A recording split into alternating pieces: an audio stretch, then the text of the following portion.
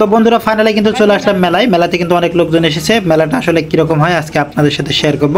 আমরা বেশ কয়েকজন ছোট ভাই এবং আমি মিলে চলে আসলাম মেলাতে। মেলাতে কিন্তু অনেক কিছু দেখার আছে।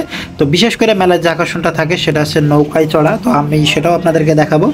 তো এই যে ছোটো ভাইরা কিন্তু অনেক কিছু দেখতেছে। তো এখন আমরা চলে যাচ্ছি একটু সামনের দিকে। আর এখানে কিন্তু অনেক ধরনের মিউজিক হচ্ছে। অনেকেই কিন্তু অনেক রকম জিনিস নিয়ে এসেছে, কিন্তু এখনও ওরকম লোক আসেনি, যেহেতু আমরা একটু দিনের বেলা চলে এসেছি। এখানে কিন্তু রাত্রেবেলা সব থেকে বেশি ভিড় থাকে। আসলে আমরা চলে আসলাম একটু বিকেল টাইপে, বাট 5টার পরই চলে আসলাম যে আমরা একটু সকাল সকাল যাবো, বাট জিনিসটাকে ভালো করে ঘুরে দেখবো। কিন্তু আসলে এখন এখানে জিনিসটা দেখতে পাচ্ছি যে আসলে দর্শক খুব কম। আর দর্শক ছাড়া কিন্তু কোনো কিছুই ভালো লাগে না। তার ভিতরে ছোটো ভাইরা কিন্তু চলে আসছে।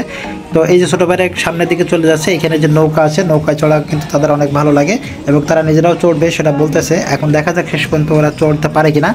তো এখানে একটা কথা বলি, আসলে মেলায় গেলে একটা অন্যরকম অনুভূতি কাজ করে, কারণ মেলাতে কিন্তু অনেক লোকজন থাকে, সেখানে মন খুলে হাসা যায়, মন খুলে সব কিছু দেখা যায়, সে অন্যরকম একটা ফিলিংস এটা। এই যে সামনে এটা হচ্ছে নৌকার যে টিকিট বক্স, এখানে মানুষ টিকিট কাটার পরে এখন কিন্তু এই যে দেখুন উপরে কিন্তু অনেকগুলো লোক আছে, এরা কিন্তু অলরেডি নৌকাতে উঠে গেছে। তো এখন কিন্তু নৌকা চালানো শুরু হয়ে গেছে।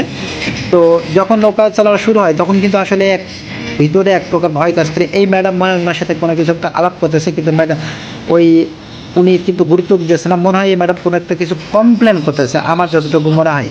তো অলরেডি এদিকে কিন্তু নৌকা শুরু হয়ে গেছে। তো অনেকেই কিন্তু চিল্লাচ্ছে, আবার অনেকেই কিন্তু ভয় পাচ্ছে। তো দেখা যাক।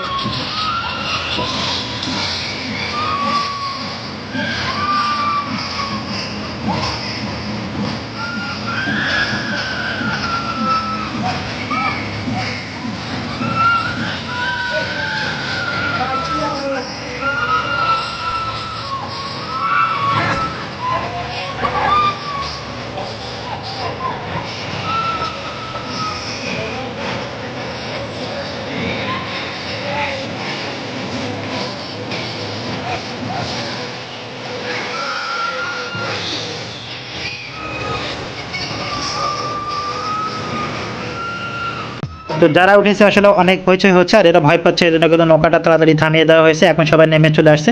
তো নেমে আসার পর এখানে একটা ম্যাডাম একজনের সাথে তর্কাতর্কি করতেছে। বিশেষ করে এই যে নৌকা যে চালনা করতেছে, যে টিকিট নিচ্ছে, ওনার সাথে কিন্তু এক প্রকার একটা বার্গেনিং হচ্ছে। তো বার্গেনিংটা কি আসলে একটু শুনে দেখি। তো উনি আসলে যে বার্গেনিংটা করতেছে সেটা বুঝলাম যে আসলে এখানে সাউন্ড নিয়ে একটা বার্গেনিং হচ্ছে। এখানে আসলে এই সাউন্ড যদি আসলে মেলায় না থাকে তাহলে কিন্তু একটা মেলা অন্যরকম হয়ে যায়। সাউন্ড কিন্তু মেলাতে থাকবেই, কিন্তু ওই ম্যাডাম বোঝানোর চেষ্টা করতেছে যে আসলে তোমরা সাউন্ডটা একটু আস্তে বাজাও, কিন্তু উনি বলতেছে না, এটা আমাদের রুলস, আমরা এখানে পারমিশন নিয়ে রাখছি।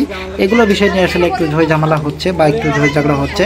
তো ম্যাডাম কিন্তু ভালো করে বোঝানোর চেষ্টা করতেছে, ওই ভাইটা কিন্তু বুঝতেছে, কিন্তু তারপরে উনি মানতেছে না যে সাউন্ড একটু কমিয়ে দেবে। তো যাই হোক, এই ম্যাডামটার সাথে কিন্তু আসলে এই যে বার্গেনিংটা, এটা কিন্তু মোটেও কাম্য না, কারণ উনি একজন ভদ্র মহিলা এবং উনি একজন বয়স্ক।